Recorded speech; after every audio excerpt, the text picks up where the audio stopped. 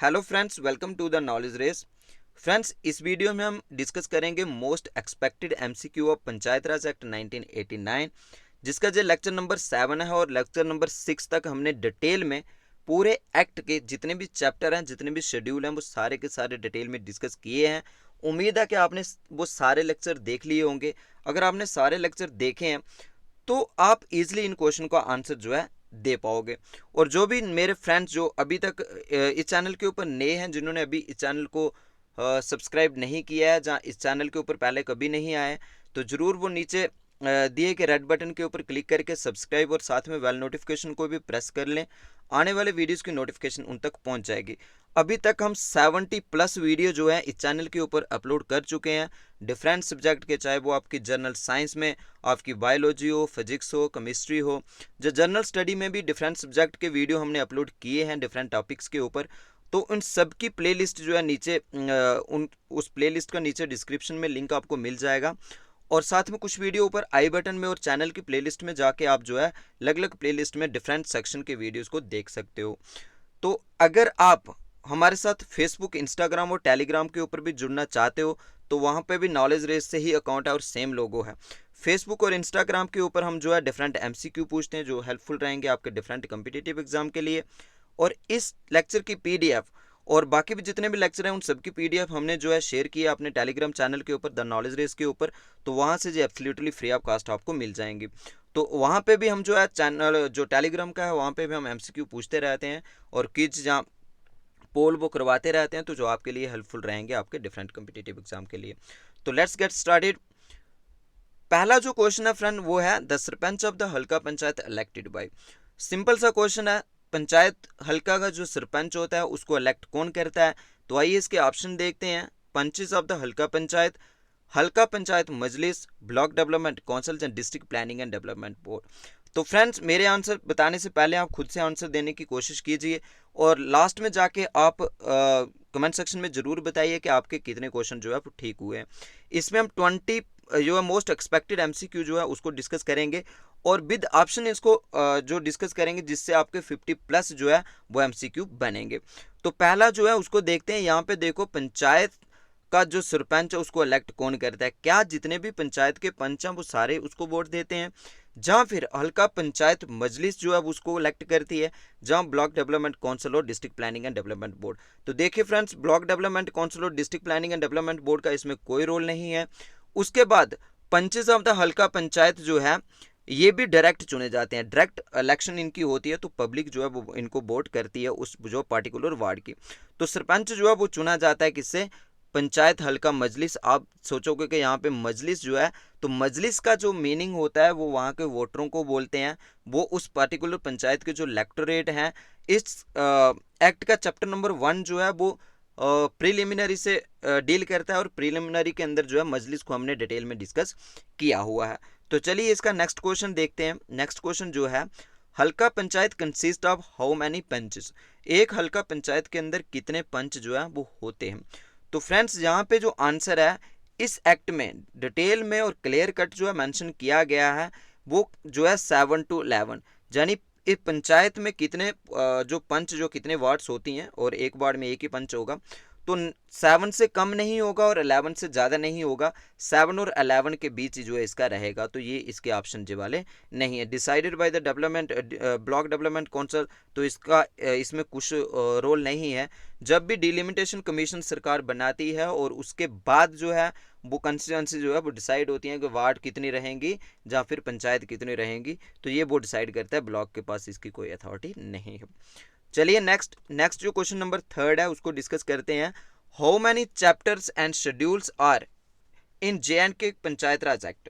Panchayat Raj Act जो J and K का है इसमें कितने शेड्यूल और कितने चैप्टर हैं। हम यहाँ पे अलग अलग करके भी पूछ सकते थे, 2 एमसीक्यू बन सकते थे, तो इसीलिए हमने एक में रख के आपको जो है ज़्यादा से ज़्यादा मटेरियल जो है इस लेक्चर से मिल पाए। तो फ्रेंड्स, यहाँ पे जो है शेड्यूल जो इसके हैं, तो लास्ट वीडियो लेक्चर नंबर 6 जब हमने डिस्कस किया है तो उसमें हमने डिटेल में बताया है कि इसके जो शेड्यूल हैं वो कितने हैं, 6 शेड्यूल हैं। तो ये आपको क्लियरली पता है, लेकिन 6 जो है बहुत में है। तो इसके चैप्टर कितने हैं ये थोड़ी सी कन्फ्यूजन सबको थी। अब इसके चैप्टर जो है 2018 का जो अमेंडेड एक्ट है उसमें चैप्टर जो है वो 15 है। और पहले का जो एक्ट था 2018 से पहले जो एक्ट था उसमें 14 यानी 14 चैप्टर थे। और 2018 में जब 16 अक्टूबर 2018 में जब इसकी अमेंडमेंट हुई तो उसमें जो चैप्टर है वो है 15 चैप्टर। अब जो 15 नंबर का चैप्टर कौन सा है, नेक्स्ट जो है क्वेश्चन नंबर 4 में हम डिस्कस करते हैं। तो इसका आंसर जो है वो है फ्रेंड्स सेकंड ऑप्शन, इसका जो 15 इसके चैप्टर हैं, शेड्यूल जो इसके 6 हैं। अब बहुत सारी कन्फ्यूजन ये थी कि इसके 14 चैप्टर, एक्ट नंबर जो है, जो एक्ट पूरा आपकी कॉपी जो है उसमें 14 जो है नंबरिंग में दिया गया है, लेकिन क्वेश्चन नंबर 4 के अंदर हमने इसी को डिस्कस किया है। जो चैप्टर 1A है, जो फर्स्ट है, और उसका 1A करके उन्होंने अलग से चैप्टर बनाया है जो डील करता है वार्ड मजलिस एंड हल्का मजलिस के साथ। एडिड इन JNK पंचायत राज एक्ट 1989 में जे कब ऐड हुआ, तो जे ऐड हुआ है 2018 में। और 2018 में फ्रेंड्स जे याद रखिएगा आप, एक्ट नंबर 20 है। और जे हुआ कब है, जे हुआ है 16, ये 20 फ्रेंड्स थोड़ा 20 एक्ट नंबर जो है, और ये कब हुआ है 16 अक्टूबर 2018 को ये हुआ है। और ये अमेंडेड एक्ट है तो इसके अंदर जो है चैप्टर नया भी ऐड किया है, चैप्टर A1। तो जब आप पूरे चैप्टर को काउंटिंग करोगे तो 14 होती है। जो चैप्टर जो इसका जो फर्स्ट पेज है तो उसके ऊपर जो नंबरिंग है वो 14 तक है, बट काउंटिंग आप करोगे तो वो 15 होते हैं। तो ये जो है ये इसका आंसर है 2018 का। नेक्स्ट हम देखते हैं the term of office of sarpanch, naib sarpanch and panches. जितने भी जो होते हैं पंच या नैब सरपंच या पंचेस होते हैं, तो उनका जो टर्म ऑफ ऑफिस होता है, कितने समय के लिए जो इलेक्ट होते हैं, तो ये होते हैं 5 साल के लिए। 6 ईयर तो नहीं है कि जम्मू एंड कश्मीर की जो लेजिस्लेटिव असेंबली थी उसका पीरियड 6 ईयर था, लेकिन अभी जो 2019 में Jammu and Kashmir reorganisation act हुआ है जिसकी वजह से हमारी यूटी बनी है, तो ये भी 5 ईयर से 6 ईयर से कम करके इसको भी 5 ईयर कर दिया गया है। तो आगे जो डिसाइडेड बाय द DPDB यानी district planning and development board, तो इसके पास इसकी कोई अथॉरिटी नहीं होती है, तो नन ऑफ अब तो हो ही नहीं सकता। तो ये इसका 4 कर लीजिए फ्रेंड, यहाँ से भाई मिस्टेक हो गया। तो क्वेश्चन नंबर 6 जो है वो है what is the minimum age to become a part member of the panchayat. Panchayat का मेंबर बनने के लिए मिनिमम एज जो है वो कितनी होनी चाहिए। तो यहाँ पे आपको याद रखना है, इन सबको मैं डिटेल में डिस्कस करूंगा आपके साथ। देखिए यहाँ पे 18 ईयर जम्मू एंड कश्मीर में, जहाँ पूरे इंडिया में जो वोट देने की एज है वो कितनी है, 18 ईयर है। कोई भी 18 ईयर का है वो अलीगल, कोई भी क्राइम उसने नहीं किया है, जो भी टर्म्स एंड कंडीशन उसमें दी गई हैं अगर उनको वो फुलफिल करता है तो वो 18 साल के बाद उसके पास जो है पॉलिटिकल राइट, उसका राइट टू वोट आ जाता है। उसके बाद 21 ईयर जो एज है वो मिनिमम एज है पंचायत का मेंबर बनने के लिए, चाहे वो पंच हो चाहे वो सरपंच हो। इसके बनने के लिए जो है 21 साल उम्र जो है वो है। और यही इस क्वेश्चन का आंसर है, क्वेश्चन नंबर 6 का 21 ईयर। और पहले जब हम 2014 के एक्ट को देखते हैं तो इसमें क्या था, 25 साल थी पहले, बाद में इसको अमेंड करके जो है 21 साल कर दिया गया है। तो जो ओरिजिनल एक्ट था 1989 का, उसमें जो एज थी पंच या सरपंच बनने की, तो वो कितनी थी फ्रेंड्स, 25 साल थी। उसके बाद अभी जो 25 साल एज है हमारी, तो वो हम अगर हम लोकसभा की इलेक्शन लड़ना चाहते हैं या फिर जो स्टेट लेजिस्लेटिव असेंबली के MLA बनना चाहते हैं, तो ये जो 25 साल एज जो है उसके लिए होती है। उसके बाद 30 साल एज जो है अगर हमने पंचायत में, ऐसे तो हम जो है मेंबर पार्लियामेंट में अगर राज्यसभा का बनना चाहते हैं या फिर स्टेट लेजिस्लेटिव काउंसिल का बनना चाहते हैं तो वहाँ पे भी 30 साल उम्र होनी चाहिए। दूसरा, इस एक्ट में 30 साल जो है वो अगर हमने पंचायत अदालत का मेंबर बनना है तो उसके लिए हमारी उम्र जो है वो 30 साल होना जरूरी है। तो ये आप सारे पॉइंट जो है वो नोट डाउन कर लें। नेक्स्ट जो क्वेश्चन नंबर 7 जो है, how many members of the panchayat अदालत फॉर्म द कोरम। अब कोरम क्या होता है, कोरम होता है फ्रेंड्स मिनिमम नंबर जो आपको चाहिए होते हैं, यानी कम से कम स्ट्रेंथ जो है वो चाहिए किसके लिए, किसी भी जैसे पंचायत अदालत को ही अगर काम करना है तो कम से कम मेंबर कितने होने चाहिए, यानी कम से कम स्ट्रेंथ जो है वो होनी चाहिए। उसके बाद ही उसको लीगल तरीके से वो जो ऑफिस है, पार्टिकुलर ऑफिस है या पार्टिकुलर कोई भी डिवीज़न है, तो वो उसको पार्टिकुलर काम जो अपना कर पाए। तो चलिए इसमें देखते हैं पंचायत अदालत में आपको थोड़ा डिटेल में समझना है। पंचायत अदालत जो है उसके अंदर हमें जो जो करना होता है तो वो है पंचायत अदालत फ्रेंड्स आता है पहले नंबर, चैप्टर नंबर आपको याद रखना है। पंचायत अदालत जो है वो चैप्टर नंबर 13 के अंदर आता है। और चैप्टर नंबर 13 जो है सेक्शन को कवर करता है वो करता है 48 सेक्शन को कवर। अब जो चीज़ आपको याद रख लीजिए, पंचायत अदालत जो कौन से चैप्टर में आता है ये भी, और सेक्शन कौन सा कवर करता है। दूसरा ये आता है कि पंचायत अदालत में मैक्सिमम मेंबर कितने होते हैं, तो ये आपको याद रखना है। पंचायत अदालत में मैक्सिमम मेंबर जो होते हैं वो होते हैं 5। अब जो 5 मेंबर जो है वो कौन इलेक्ट करता है, देखिए पंचायत जो हल्का पंचायत है वो क्या करेगी, जितने भी उसके इलेक्टोरेट हैं, उस पार्टिकुलर हल्का पंचायत के जितने भी हल्का मजलिस हैं, उसके इलेक्टोरेट जो हैं, हल्का मजलिस और इलेक्टोरेट एक ही होते हैं, तो वो जो है वो वहाँ से एक पैनल बना के अपने ऊपर वो सबमिट करेगी प्रिस्क्राइब्ड अथॉरिटी को, जो भी गवर्नमेंट ने उस पर्टिकुलर काम के लिए सिलेक्ट किया होगा। अब जो 5 मेंबर जो है वो प्रिस्क्राइब्ड अथॉरिटी जो है वो क्या करेगी, अपॉइंट करेगी। अब यहाँ पे इलेक्शन नहीं होती है, वो 5 मेंबर जो है, जो हल्का पंचायत मजलिस ने जो भी प्रपोजल सबमिट किया होगा वहाँ से 5 मेंबरों को वो क्या करेगी, इलेक्ट करेगी, सॉरी अपॉइंट करेगी। अब अपॉइंट के बाद वो मेंबर क्या करेंगे, इसमें मिनिमम एज जो है, अभी पिछले ही क्वेश्चन हमने देखा इसमें, तो 30 ईयर इसकी होनी चाहिए उन मेंबर्स की। उसके बाद नेक्स्ट क्या होता है कि ये लोग जो है मिनिमम 3 मेंबर, अगर उसमें से मान लो कोई 2 की कोई डेथ होगी, जहाँ रिजाइन कर लिया 2 ने, जहाँ किसी भी कारण जहाँ उसकी डिस्क्वालिफिकेशन उनकी हो गई, तो मिनिमम 3 होने चाहिए, तभी वो अपनी प्रोसीडिंग को कंटिन्यू कर पाएंगे। अदरवाइज 3 से भी कम हो जाएंगे तो फिर वो जो पर्टिकुलर ऑफिस है वो नहीं वर्क कर पाएगा, उसको सस्पेंड कर दिया जाएगा, क्योंकि इसकी मिनिमम जो है वो 3 होनी चाहिए।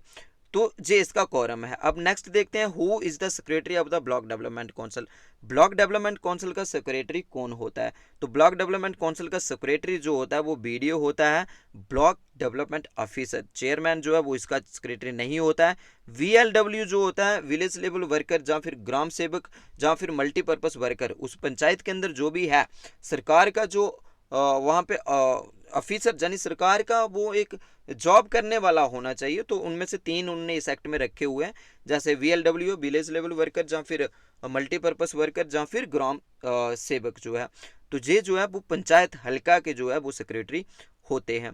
तो इस क्वेश्चन का जो आंसर है वो है ब्लॉक डेवलपमेंट ऑफिसर जो है वो सेक्रेटरी होते हैं ब्लॉक डेवलपमेंट काउंसिल के। अब नेक्स्ट देखते हैं, who preside over the meeting of BDC. BDC block development council की जो मीटिंग होती है उसको प्रिसाइड कौन करते हैं, तो बीडीसी की जो मीटिंग होती है उसको प्रिसाइड करते हैं चेयरमैन ऑफ बीडीसी, यानी chairman of block development council. Chairman of block district planning and development board, ये तो वो करेंगे डिस्ट्रिक्ट लेवल पे जो होगी। उसके बाद अपॉइंटेड बाय द बीडीओ, तो ऐसा तो है नहीं कि बीडीओ किसी को भी अपॉइंट कर ले, तो उसके बाद यहाँ बीडीओ ब्लॉक डेवलपमेंट ऑफिसर, ये भी नहीं। तो इस क्वेश्चन का आंसर जो है वो है चेयरमैन ऑफ बीडीसी, वो प्रिसाइड करते हैं मीटिंग जो किसकी, ब्लॉक डेवलपमेंट काउंसिल की। नेक्स्ट क्वेश्चन है, state election commissioner hold office until he attain the age of. अब स्टेट इलेक्शन कमिश्नर जो है वो कब तक अपना ऑफिस जो है वो होल्ड करके रख सकते हैं, इसमें 2 कंडीशन है। जो 5 साल के लिए अपॉइंट किए जाते हैं स्टेट इलेक्शन कमिश्नर जो है, अपॉइंटेड बाय द गवर्नर के द्वारा। अब 5 साल, जहाँ तो इनके 5 साल हो जाए, एक कंडीशन ये है कि तब उनको ऑफिस छोड़ना होता है। दूसरी ये कंडीशन है कि जहाँ तो उनकी एज जो है वो 65 हो जाए। तो इस क्वेश्चन का आंसर जो है वो स्टेट इलेक्शन कमिश्नर जो ऑफिस को अटेन करके रख सकते हैं कब तक, जब तक उनकी उम्र 65 साल नहीं हो जाती, या इसके साथ जहाँ पे 5 साल पहले नहीं हो, 5 साल के लिए अपॉइंट होते हैं, दोनों में से जो पहले होगा। तो फिलहाल ये क्वेश्चन जो एज के रिलेटेड है, तो यहाँ पे सीधा सा आपका आंसर है 65 ईयर तक वो जो ऑफिस को अटेन करके रख सकते हैं। मान लो कि वो 60 ईयर में अपॉइंट हो गए तो 5 साल, अगर 63 ईयर में वो अपॉइंट हुए तो 3 साल वो, उसके बाद वो चेंज होकर कोई और आ जाएगा। तो ये है। नेक्स्ट आता है, block development council consist of. Block development council जो होती है वो किससे मिलके बनती है। ब्लॉक डेवलपमेंट काउंसिल जो है वो चेयरमैन ऑफ बीडीसी, एक चेयरमैन ऑफ बीडीसी उसमें होगा। मतलब इनमें से कौन कौन सा होगा, तो पहले हम ऑप्शन को देख लेते हैं। सरपंचेस ऑफ द हल्का panchayat with in the block, या फिर sarpanches and punches of the हल्का panchayat with in the block, जहाँ बोथ फर्स्ट एंड सेकंड। तो आपको जो याद रखना है कि ब्लॉक डेवलपमेंट काउंसिल जो है वो मिलके बनती है फ्रेंड्स उस ब्लॉक डेवलपमेंट काउंसिल का जो चेयरमैन है। एक तो वो पर्टिकुलर ब्लॉक में जितनी भी नंबर ऑफ पंचायत होती हैं, और उन पंचायत के जितने भी सरपंचेस होते हैं, पंचेस इसमें नहीं है। पंचेस पहले वाले एक्ट में थे, लेकिन 2018 का जो अमेंडेड एक्ट है उसमें पंचेस को हटा दिया गया है। अब सिर्फ और सिर्फ एक चेयरमैन होगा उस ब्लॉक डेवलपमेंट काउंसिल का, और जितने भी सरपंच उस ब्लॉक के अंदर होंगे वो सारे इसके मेंबर होंगे। तो इसका आंसर जो है वो है फॉर फर्स्ट एंड सेकंड। चलिए नेक्स्ट क्वेश्चन जो है 12th ये कहता है, who can vote for the chairman of BDC. Block development council की इलेक्शन के लिए वोट कौन करता है। क्या only panches of the block, या फिर only sarpanches of that block, या फिर ward Majlis and Halqa Majlis of that block, या panches and sarpanches of that block. अब देखो चेयरमैन की जब इलेक्शन हुई, अभी 5-6 महीने जम्मू एंड कश्मीर में ब्लॉक डेवलपमेंट काउंसिल की इलेक्शन हुई है, तो ब्लॉक डेवलपमेंट काउंसिल के अंदर जो है वो कौन वोटिंग करता है। देखो ब्लॉक डेवलपमेंट काउंसिल का जो मेंबर जो चेयरमैन चुन के आता है, वो सरपंचेज या पंचेज जितने भी उस ब्लॉक के अंदर हैं वो सारे एलिजिबल होते हैं चेयरमैन के इलेक्शन लड़ने के लिए। उनमें से कोई भी सरपंच या कोई भी पंच जो है वो अपना नॉमिनेशन भर सकता है इलेक्शन लड़ने के लिए। जब वो इलेक्शन लड़ेगा वो खुद भी और उसके साथ जितने भी बाकी सरपंच या पंच होंगे वो सारे वोटिंग करेंगे, और बाद में जो जीतेगा, जिसके सबसे ज़्यादा वोट होंगे वही जीतेगा। तो यहाँ पे देखो ओनली पंचेस, ये तो इसका गलत आंसर है, सिर्फ और सिर्फ पंचेस ही नहीं करते हैं। जहाँ ओनली सरपंचेस, ये भी इसका गलत आंसर है क्योंकि ओनली सरपंचेस ही नहीं करते हैं। फिर आ गया वार्ड मजलिस एंड हल्का मजलिस, तो ये भी इससे कोई लेना देना नहीं है।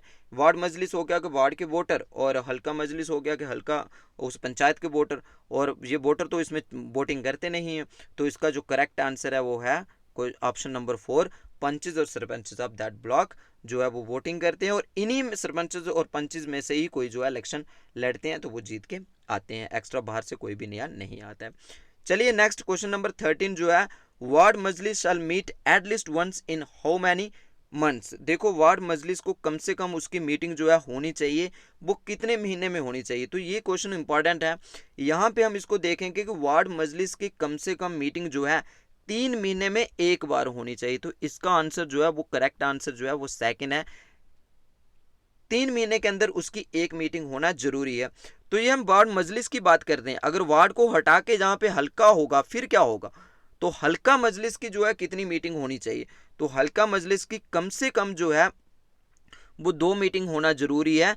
एक जो है first quarter of the financial year, और एक जो है last quarter of the financial year. और फाइनेंशियल ईयर आपको पता है, फाइनेंशियल ईयर जो है वो हमारा 1 अप्रैल से स्टार्ट होता है और वो 31 मार्च तक जो है वो चलता है।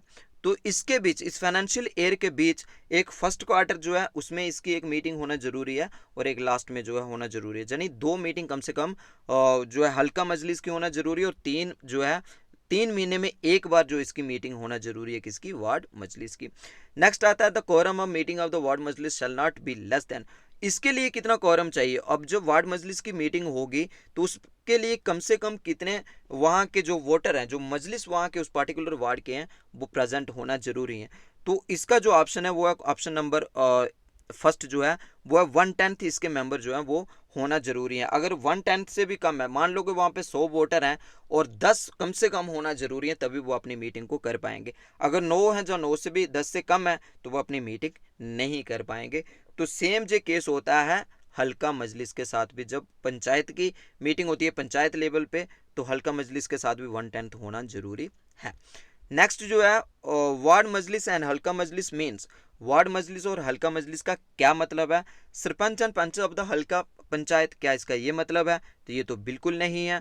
टोटल पॉपुलेशन ऑफ द हल्का पंचायत, तो टोटल पॉपुलेशन भी इसका नहीं है, क्योंकि जितनी भी पॉपुलेशन वहाँ पे होती है वो सारे इलेक्टोरेट वहाँ के नहीं होते हैं, क्योंकि जिनकी भी उम्र 18 साल हुई होती है या उससे ज़्यादा, तो वही वोट दे सकते हैं। तो फिर आता है electorate of the ward and हल्का पंचायत रिस्पेक्टिवली, तो ये इसका बिल्कुल सही आंसर है। जो वार्ड मजलिस में वो होंगे जितने भी वहाँ के वार्ड के इलेक्टोरेट होंगे, और हल्का मजलिस में वो होंगे जितने भी उस पंचायत के इलेक्टोरेट होंगे। तो इसका जो आंसर है वो है electorate of the ward and हल्का पंचायत रिस्पेक्टिवली, तो ये इसका आंसर है। चलिए नेक्स्ट क्वेश्चन देखते हैं। Naib sarpanch shall be elected by. Naib sarpanch को जो है इलेक्ट कौन करता है, इलेक्ट्रोल ऑफ हल्का पंचायत, या फिर sarpanch and panch of the हल्का पंचायत, पंचेस ऑफ द हल्का पंचायत फ्रॉम अमंग देमसेल्फ, या ऑल अबव। तो देखो नैब सरपंच की जो इनडायरेक्ट इलेक्शन होती है और सरपंच की जो है वो डायरेक्ट इलेक्शन होती है। सरपंच की इलेक्शन के लिए वहाँ का अगर सिंपल सा सरपंच होगा, तो सरपंच की इलेक्शन के लिए आपने याद रखना है कि जितने भी इलेक्टोरेट उस पार्टिकुलर हल्का पंचायत के हैं, तो वो सारे के सारे वोटिंग करेंगे डायरेक्ट, और पंच सरपंच जो है वो उसके चुनेंगे। और नैब सरपंच जो है वो किससे चुना जाएगा, वो चुना जाएगा जितने भी वहाँ के पंचेज ऑफ द हल्का पंचायत अमंग देमसेल्फ, वहाँ पे जितने भी पंचेज हैं वो ही खुद से जो है खड़े होंगे, इलेक्शन लड़ेंगे, और वो खुद भी और बाकी वाले भी वोट देंगे, और जिस भी पंच के जो है ज़्यादा वोट होंगे तो वो क्या बनेगा, नैब सरपंच बन जाएगा। तो इसमें सिर्फ और सिर्फ पंचेज जो है वो ही एलिजिबल होते हैं और इलेक्शन भी लड़ने के लिए और वोटिंग देने के लिए भी। तो चलिए नेक्स्ट क्वेश्चन जो है वो देखते हैं। The working of halqa panchayat shall not legal as long as the number of the panch is reduce to. देखो हल्का पंचायत तब तक डिसॉल्व नहीं होगी, तब तक उसकी वर्किंग जो है वो लीगल मानी जाएगी जब तक उसके पास स्ट्रेंथ रहेगी। कितनी रहेगी, देखो स्ट्रेंथ कम होने के कारण क्या होते हैं। मान लो कि एक पंचायत में 7 to 11 जो है यहाँ पे इस एक्ट में जो है वार्ड की वो स्ट्रेंथ रखी है। तो एक एग्जांपल लेते हैं हम, अगर 10 वहाँ पे हैं, 10 पंचेस वहाँ पे हैं, तो क्या कारण है कि मान लो कि किसी की डेथ होगी तो वैकेंसी खाली होगी, जहाँ किसी ने रिजाइन कर दिया तो वैकेंसी खाली होगी, जहाँ किसी मेंबर को डिस्क्वालीफाई कर दिया तो वैकेंसी जो है खाली हो गई। तो इस कारण अगर ऐसा होता है तो कितनी उसकी स्ट्रेंथ कम हो जाएगी, तो तब तक वो अपनी प्रोसीडिंग को कर सकते हैं, बाद में वो पंचायत जो है अपने कामकाज को कंटिन्यू नहीं कर पाएगी। तो इसके लिए एक्ट में जो दिया गया है वो है, इस एक्ट में 50% जो है वो यहाँ पे होना चाहिए। मिनिमम स्ट्रेंथ जो है अगर 10 थे तो 5 होने चाहिए, अगर 5 से भी कम हो जाती है स्ट्रेंथ तो फिर जो अपनी प्रोसीडिंग पंचायत जो है कंटिन्यू नहीं कर पाएगी। उसके बाद after any general election if panchayat is not formed, जब भी कोई जनरल इलेक्शन होती है तो अगर पंचायत नहीं बनती है, who preside the functions of the particular panchayat. तो देखो पंचायत नहीं बनने के यही कारण है कि वहाँ पे इलेक्शन नहीं होती है, जहाँ इलेक्शन होती भी है तो उस तरीके से नहीं वो कोई चुन के आता है। तो किसी भी कारणवश जो अगर पंचायत नहीं बनती है तो वहाँ पे कौन जो है उस पंचायत के कामकाज को संभालता है। जहाँ 50% से नीचे हो जाएगी तो तब भी ये पंचायत अपना कामकाज नहीं कंटिन्यू कर पाएगी। तो ऐसे केसेस में जो नियर बाई सरपंच है तो क्या उसको पावर दे दी जाती है, तो बिल्कुल नहीं। No work till the member get elected, जब तक नए मेंबर इलेक्ट होकर नहीं आते हैं तो ये भी बिल्कुल नहीं, उसका कामकाज नहीं हो सकता, तो ये भी नहीं है। तो फिर आता है administrator appointed by the government, और ये एडमिनिस्ट्रेटर गवर्नमेंट जो है अपॉइंट करती है, इस क्वेश्चन का आंसर यही है।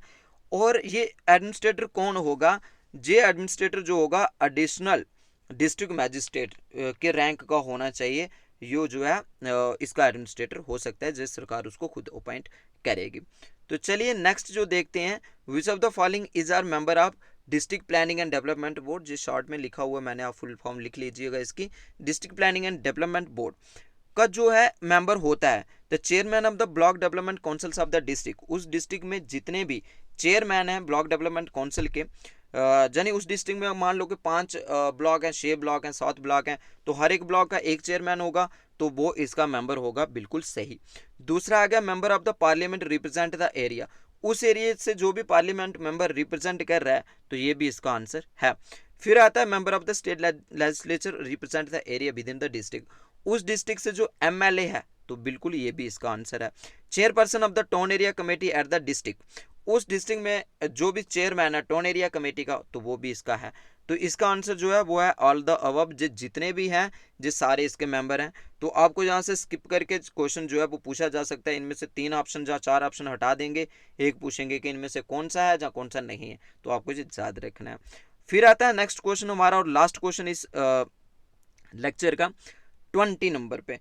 तो शेड्यूल 1C जो है वो कवर कौन सी सेक्शन को करता है। तो मैंने ये लास्ट लेक्चर जो अपलोड किया है लेक्चर नंबर 5, तो उसके अंदर जो डिटेल में शेड्यूल को कवर किया है। तो शेड्यूल 1C जो है वो कौन सी सेक्शन को कवर करता है, तो शेड्यूल 1C जो है वो कवर करता है हमारा सेक्शन नंबर 14 को। और सेक्शन नंबर 14 की हेडिंग क्या है, हल्का पंचायत फंड। और हल्का पंचायत फंड को हमने सेक्शन नंबर 14 में डिटेल में कवर किया है। मे बी ये क्वेश्चन लेक्चर नंबर 2 या 3 के अंदर किया होगा। तो अब जे हमारा आता है कि सेक्शन नंबर 14 जो कौन से चैप्टर में आती है, तो चैप्टर 4 जो है वो इसको कवर करता है सेक्शन नंबर 14 को, जिसकी हेडिंग है हल्का पंचायत फंड। उसके बाद नेक्स्ट आता है सेक्शन 26 जो है वो स्टाफ को कवर करती है, और सेक्शन 26 जो है वो चैप्टर नंबर 5 को कवर करती है, जिसकी हेडिंग है कंडक्ट ऑफ बिजनेस। तो उसके बाद आ गया सेक्शन नंबर 27। सेक्शन नंबर 27 जो है वो कवर करती है constitution of block development council किस तरीके की बनेगी, तो सेक्शन 27 इसको कवर करती है, और जिसका जो है चैप्टर जो है वो 6 इसके साथ जो है वो डील करता है। तो इसका जो शेड्यूल 1C जो है वो कवर करता है हमारा, जिसका आंसर है फर्स्ट 14 सेक्शन को हल्का पंचायत फंड। तो फ्रेंड्स उम्मीद है कि आपको जो पूरा लेक्चर समझ आया होगा। अगर लेक्चर समझ आया है तो प्लीज़ चैनल को सब्सक्राइब भी करें और वीडियो को लाइक और कमेंट करके ज़रूर बताया करो यार, उससे भी हमें मोटिवेशन मिलती है। हम ऐसे ही मटेरियल आपको प्रेजेंट जो है वो करते रहेंगे। तो ये पूरी की पूरी सीरीज हमारी जो थी पंचायत राज एक्ट 1989, इसको हमने ख़त्म कर दिया है विद एमसीक्यू। तो अगर आपने ये सारे लेक्चर देख लिए हैं तो ठीक है, नहीं तो आप एक बार फिर से इन सब लेक्चर को देख लीजिए। चैनल को सब्सक्राइब और वीडियो को लाइक शेयर भी ज़रूर कीजिएगा। Thanks for watching.